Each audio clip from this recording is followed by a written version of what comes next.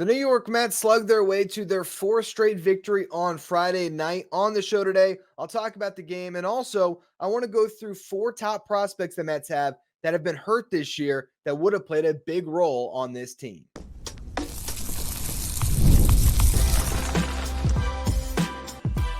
You are Locked On Mets, your daily New York Mets podcast, part of the Locked On Podcast Network, your team every day.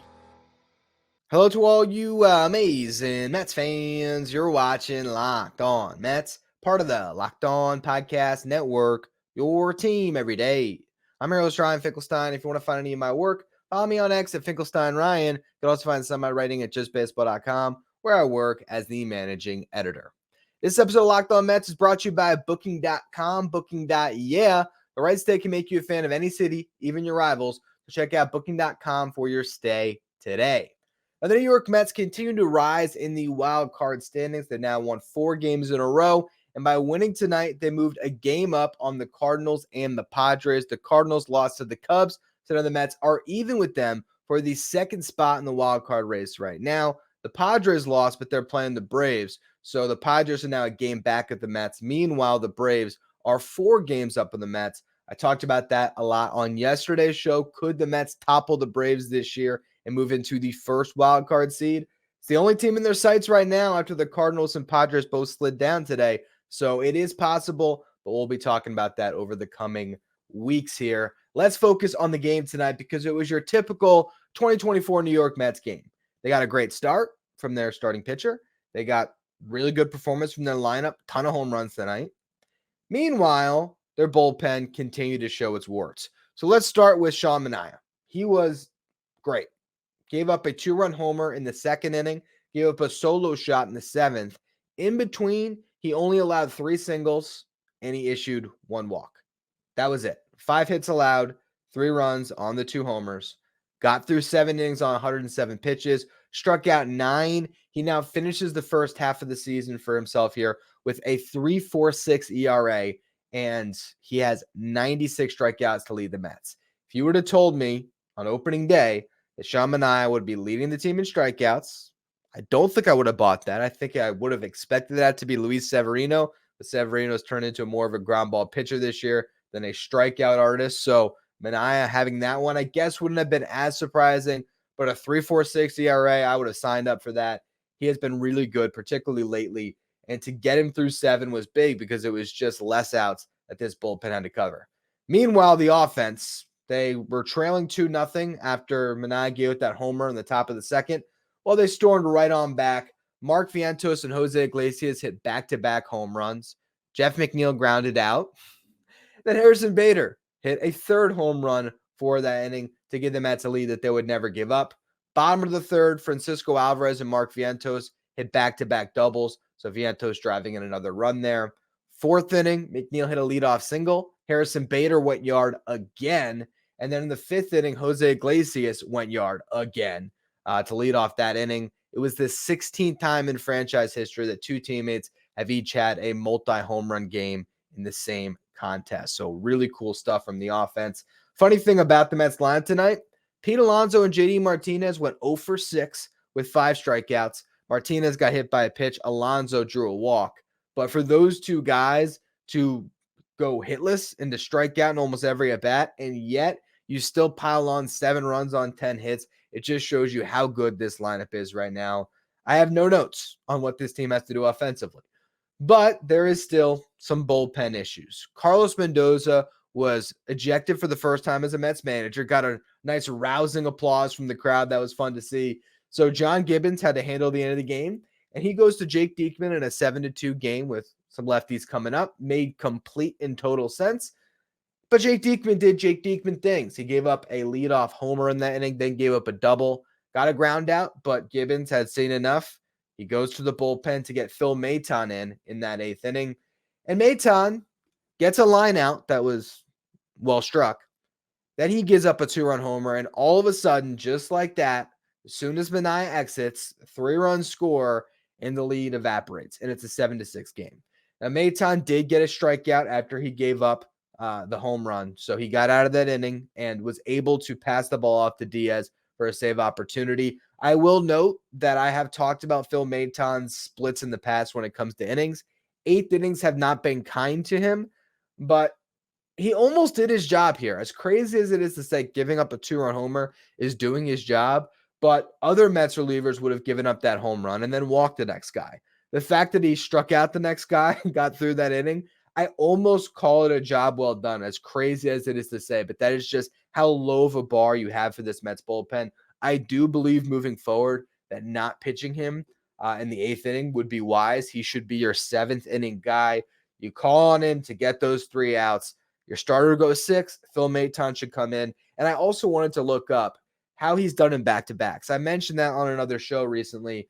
I wasn't sure how he had done in his career in back-to-backs. Turns out he's been pretty good. This year, not so much, but in his career, he's actually been better in back-to-backs than coming in on one day's rest, for whatever that's worth. So I don't think that's an issue. I think you can pitch him on back-to-backs, but 8th inning, try to keep him away from it whenever you can. Some instances, though, I'd still rather call on Maton, even with his track record in the 8th, than go to Eric Orsi in that spot. I mean, who else were you going to pitch if Daniel Nunez wasn't available and you didn't want to have Edwin Diaz come in when it wasn't even a save opportunity yet? Or I guess it would have been, right?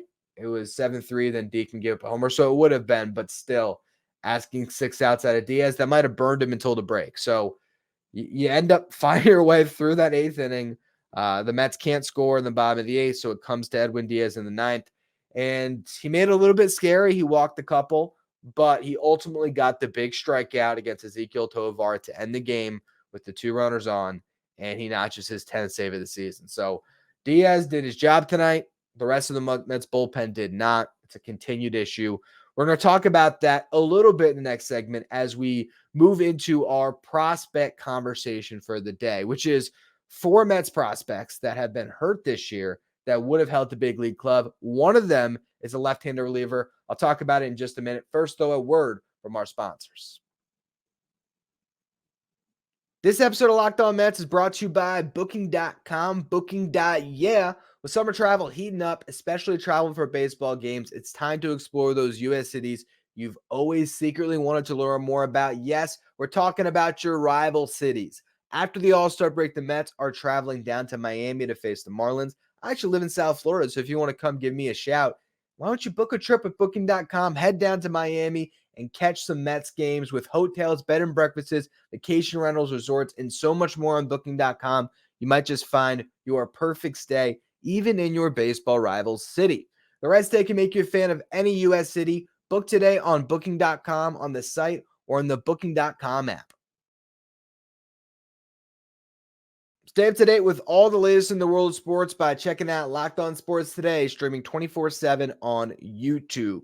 Speaking of YouTube, I want to give the audience a huge shout out. On yesterday's show, I told you that we were 25 subscribers away from our goal of 9,000 subs by the All-Star break, and you guys pushed it on through. The channel has cleared 9,000 subs, so I really appreciate it. Now, our goal is set towards 10,000 subs by the end of this season.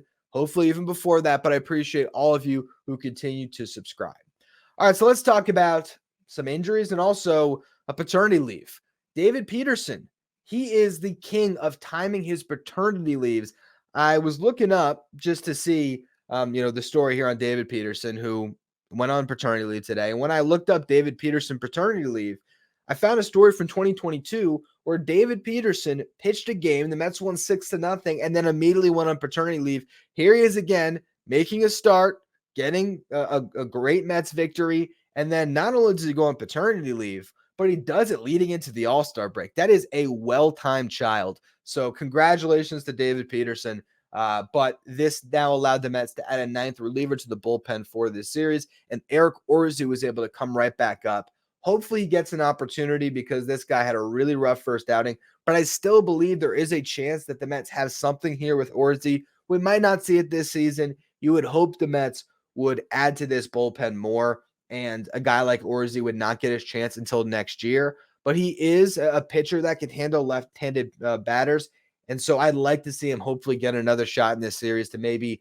give you at least a better look at what he can do, and potentially the Mets might make the decision to leave Jake Diekman in the first half and just wave goodbye to him. That's what I'd like to see happen because Jake Diekman has got to go. I've talked about enough on this show, but man, another brutal outing tonight. It just stresses the need for another lefty. You have Danny Young in the bullpen right now. He's had very mixed results this year. Doesn't seem to be a completely finished product that's ready to contribute right now in the big leagues. He might not ever get there. I still believe that there's some potential there with Young, but the guy the Mets are missing, which leads us into our conversation about injured prospects, is Nate Lavender.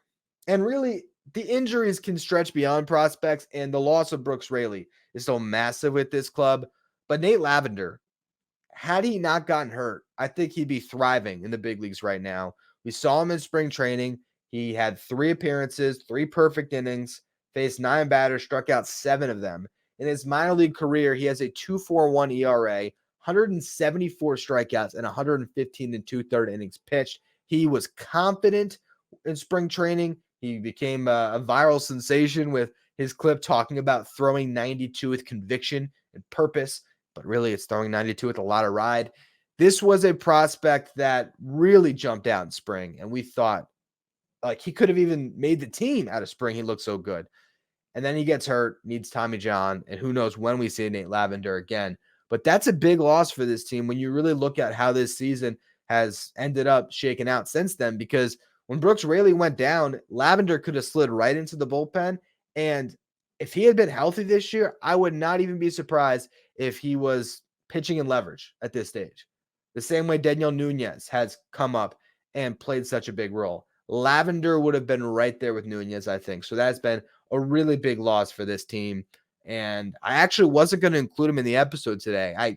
He slipped my mind when I first thought about this concept. I teased today's show yesterday talking about going through 3 prospects who have been hurt this year.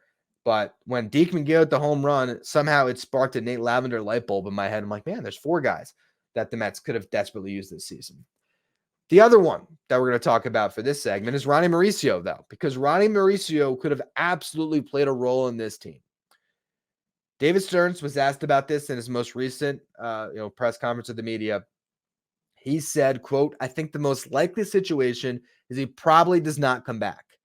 We certainly don't want to rush Ronny back to get a couple of weeks in September, but if his rehab progression goes that way, then that's a good outcome." There's the old gif, right? The Dumb and Dumber one. So you're telling me there's a chance? A couple weeks in September, there is a possibility that we see Ronny Mauricio this year. I believe that as this season wears on, there's going to be a bench spot, whether that is one that is held by DJ Stewart or Ben Gamel or somebody that could get replaced by the playoffs with a September call-up. Now, that could be Luis Angel Acuna, that could be Brett Beatty, that could be Luke Ritter, could be Ronny Mauricio if he gets healthy. And Ronny Mauricio would bring something in a bench role. I've been down on Mauricio throughout his tenure as a Mets prospect. I was never the high man on him at all. I will say, and I've told this story before, but I was always down on Mauricio because of his numbers, because he never had a great OPS, was never the best hitter, would make a ton of errors in the field. I just didn't get it. And then I watched him in person, and this was in 2022, I believe. Yeah, 2022. And I fell in love when I saw him in person, and I got why scouts fall in love with him, because he had such an athletic body, such a big kid who really just oozes confidence. And then we saw that in the majors last year, because I personally believe that Mets fans think this guy is going to be unbelievable because of how he looks, just like scouts have, because he didn't actually perform that well. You might remember him as a 300 hitter with 5 home runs in September, but he hit 248. He got on base at a 296 clip. He slugged at a 347 clip. He had a 643 OPS. He wasn't even that much better than Vientos or Beatty last year. Smaller sample size, much smaller, but still. Now, the flashes were brilliant because he hit a monster home run. He stole a bunch of bases. He made some plays in the field. I understand why people love Ronny Mauricio. I believe that his best role in this team long-term is sort of the 10th man, almost equivalent to the 6th man on an NBA team, a guy that can fill in a bunch of places on the field when your starter goes out, Ronny Mauricio can start for you for 2 months, and he might have a hot month in there where he hits a bunch of home runs. And maybe he's better than that. Maybe he is the second baseman of the future or the third baseman of the future, and Vientos is at first. We don't know. But losing him for this season lost valuable time of getting to know what Mauricio could be. Because Ronny Mauricio could have made me eat my words entirely, and he could have been the guy that replaced Brett Beatty for all we know, and have been the starting third baseman on this team who could have had as much success as a Vientos. But he lost that opportunity, and it sucks because 2025, there's going to be more guys competing for those opportunities. So I really don't know what happens with Ronny Mauricio moving forward. What I will say is I called him during his minor league career right field Ronny. The reason why I said right field Ronny is because I believe he has the physical attributes to thrive in right field. He's got a big arm. He's got speed. I know the early returns of him playing, I think it was some left, but in the minor leagues, they did throw him out in the outfield a little bit. They weren't great. And so he ended up moving back to the dirt more prominently. I feel like had Ronny Mauricio been healthy this year, there would have been a point in time where the Mets would have optioned him to AAA if he didn't just start the year there. And I think they would have really played around with his versatility and tried to get him on board to play a right field, particularly when a Starling Marte goes down, where you could have plugged in Ronny Mauricio potentially to be your starting right fielder if he had learned that position. If not, he could have been at second base, but maybe the Mets don't have an issue there because Jose Iglesias has been unbelievable. So maybe Ronny Mauricio would have just stopped that from happening because he probably would have been in that role of backing up second, short, third, getting some time all over the place. But we'll never know what it could have been. We'll see if he does come back down the stretch, because I'll tell you what, if you're talking about a spark plug to put on your bench for the playoffs, a guy that can not only steal a base, which Luisangel Acuna can do at a better clip than Mauricio, but the difference is I don't see Luisangel Acuna pinch hitting in a playoff game and hitting a home run. Ronny Mauricio has that level of power. So be great to get him back at some point this season, but his loss has definitely been felt. This team has been thinner because of it.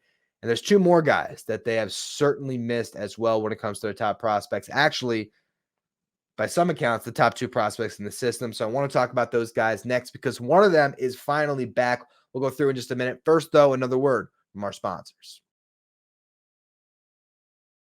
Today's episode is brought to you by Game Time. Game Time is the fast and easy way to buy tickets for all the sports, music, comedy, and theater events near you. If you want to go to a Mets game this weekend, what are you waiting for? Get on the Game Time app, look at the deals, and honestly, if it was me, I'd wait until I've already made the decision to go to the game. Drive down to the ballpark, hop on the subway, whatever it is, get down to Citi Field, and once you're there, then you could pull open the Game Time app, because Game Time is the place for last-minute tickets. You are going to find a great deal on the app. You can see the view of your seat before you arrive, so you know exactly what to expect. And they have all-in prices up front, so you'll see the fees already booked in there, so you don't have to be surprised when you check out as the ticket price jumps. If you want to take the guesswork out of buying tickets, you can do so with Game Time. Download the Game Time app, create an account, use the code LOCKEDONMLB for $20 off your first purchase. Terms apply. Again, create an account, redeem the code LOCKEDONMLB for $20 off. Download the Game Time app today. Last minute tickets, lowest price guaranteed. If you're an everyday listener to the show, make sure you become a Locked On Mets insider. This is our texting service where you get updates from me anytime some news breaks on the Mets. The other day, I even sent over some mock trades before anyone else got to see them. The insiders got that inside access. You can also ask me questions anytime and take part in our Locked On Mets signed photo giveaways. If you want to be a Locked On Mets insider, find a link in the episode description. Go to subtext.com/LockedOnMets. Now, there has been two major prospects who have not seen the field really at all this season, and it's Jett Williams and Drew Gilbert. These guys came into the season as the top two prospects in the Mets system. Right now, if I had to re-rank it, I think I'd still keep Jett at number one, but Christian Scott probably two now, although he's going to graduate soon. And then Brandon Sproat might be number three for me over Drew Gilbert. Sproat, and he's looking like potentially a better pitching prospect than even Christian Scott. He's been unbelievable. He's going to represent the Mets in the Futures game, which takes place on Saturday, later today as you guys are listening to this. I will be talking about Sproat on tomorrow's show because I got some minor league data on him from my friend Aram Layton with Just Baseball, prospect analyst. He gave me some interesting information. Jeez, interesting information. Anyway, it's some good stuff that I have on Sprout, so we'll break it all down on tomorrow's show, especially after watching whatever he does in that futures game. Now, when it comes to the two guys who have been hurt, though, Williams, potentially the number one prospect in the system still, Drew Gilbert, at least a top 4 prospect in the system, and some might still have him higher than one of the two pitchers. These guys have not been on the field. Jett Williams, don't think he played at all. If he did, his game or two before there was a wrist injury that required a cortisone shot. He then got a second cortisone shot and then needed surgery as that wrist just would not heal. Now, there is a chance we see him this year. I doubt it's in the big leagues. It would probably be in Binghamton. Remember, he has played in Double-A, but it was at the end of last season as he skyrocketed through the Mets system. I believe he started in St. Lucie, ended up in Double-A. 19 years old. He did play about a week of Double-A games and then had the playoffs in Double-A. He still needs some seasoning in the upper levels of the system here. But he was a fast riser before, and he set a goal to be up this year. If Jett Williams was healthy, he could be the starting second baseman right now. Again, with Jose Iglesias playing as well as he has, maybe that's not as much of a necessity, but I just think this guy could have forced his way on the roster. I don't know if he could have handled a right field. I really don't. I know he can certainly play center, but there's a world where even that would have worked out, where maybe he could have been the replacement in right. Jett Williams is the top prospect in this system for a reason. He's got elite plate discipline, great bat-to-ball skills. I think he's going to grow into some more power. He's got incredible speed on the bases too. So to see him lost for the year is a real shame. There's, again, some hope that maybe you'll get a little bit of action from Jett in September, early as possible at the end of August. But it seems more like the Mets are just going to prepare him to get ready for the Arizona Fall League, where he's going to be one of the biggest stars there. Hopefully has a great Arizona Fall League, enter spring training with an outside chance of making the team. Most likely he needs to go to at least AAA, if not still spend time in AA. He really hasn't. But I'd expect him to play a role next year, assuming health. But it's a season where he could have found his way on this big league roster. I absolutely could have seen him outperforming Luisangel Acuna and leapfrogging him and getting to the big league first. Now, Acuna's got the inside track because I would imagine, if nothing else, we're going to see Acuna as a September call-up. Now, Gilbert is actually back. So he was really the genesis of the idea to talk about these guys on today's show because we might see him. He played in the Florida Complex League on Thursday, got 3 at-bats, went 0 for 2 with a walk, played 5 innings in center field. I'd imagine they'll continue to move him along and hopefully get him up to AAA very soon.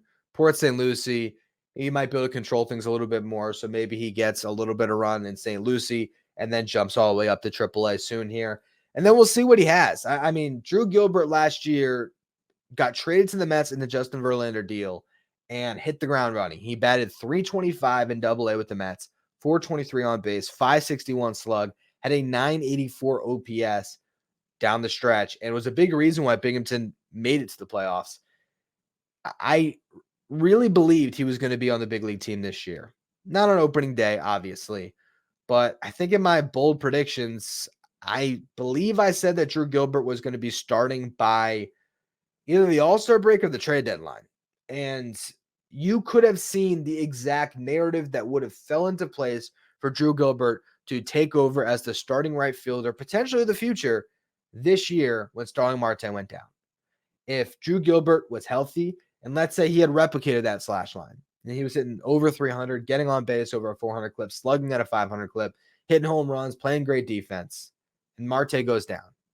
Instead of calling on Ben Gamel and relying on Tyrone Taylor to be the pseudo starting right fielder, the Mets, I believe, would have taken Drew Gilbert had he been successful in AAA, plugged him right into the starting lineup every single day, and they would have seen what they had there. Because the thing about Drew Gilbert, he is an elite defensive outfielder. And I think his long-term home probably isn't right because you have Nimmo, who's going to hold down left field for the rest of this decade. And then you have a lot of speedsters that can end up in center with Jett Williams, with Luisangel Acuna, even further down the system, Nick Morabito. But I really believe that right field is where he's going to end up because he has a big enough arm to play out there. And it's a shame because I think he absolutely could have played a role in this team. He still can. There's still a chance, but he's not going to be in mid-season form until August at best. So he would have to tear the cover off the ball in August to force the Mets' hands and promote him. If they were desperate, sure. The thing about it is Starling Marte is the piece the Mets need. Okay. I've been scouring the market in all of my free time, trying to find the right fielder the Mets could add because they have a clear problem on this roster right now. Again, second base, not so much. Iglesias is a good option to be the starter for the rest of this season. Acuna still sitting there in AAA. Luke Ritter could play second base in AAA. Rylan Bannon can play second base. All these guys are there. So there's depth, and Iglesias is such a good defender. He's swinging such a hot bat. You might as well just set it and forget it. But right field, you have Tyrone Taylor, who can't hit a lefty. Center field, you have Harrison Bader, who this year has struggled against lefties. That Bader has a track record where he has splits against left-handed pitching, where he's crushed lefties and has not hit against righties. I'll take this version of Harrison Bader. I'd rather him crush righties as the everyday center fielder of the Mets. And I would think that it's going to come around against lefties. The way he's swinging it, I just imagine that he's going to start hitting in those spots. But Taylor has just looked awful against left-handed pitching.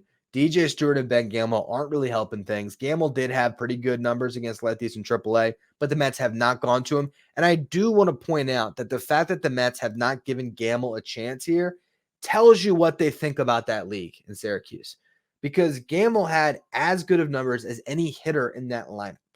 So everyone who's clamoring for Ritter and Bannon, and I know I just mentioned them myself, and I do believe they are decent depth, to think that they would put up the same numbers from AAA in the big leagues, I don't think that that's an accurate representation of what these guys really could bring to the table. Otherwise, we'd see more of them getting auditions.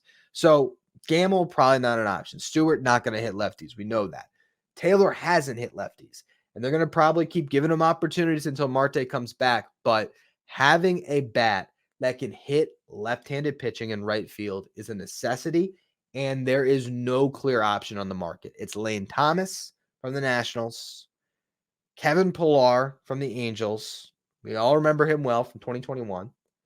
Then you have Tommy Pham and Mark Canha. I'm just circling the wagon on old Mets here, but those are the guys that have decent splits this year against left-handed pitching. None of those four is a good defender in right. Pillar's probably the closest.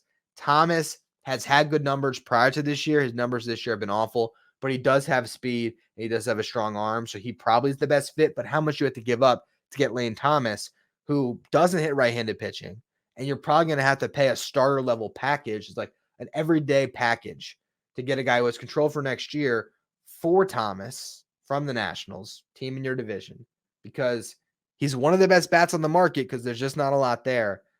Starling Marte is the guy that the Mets really need back. The latest update, I didn't mention this on yesterday's show. It eluded me, so I finally caught up on it.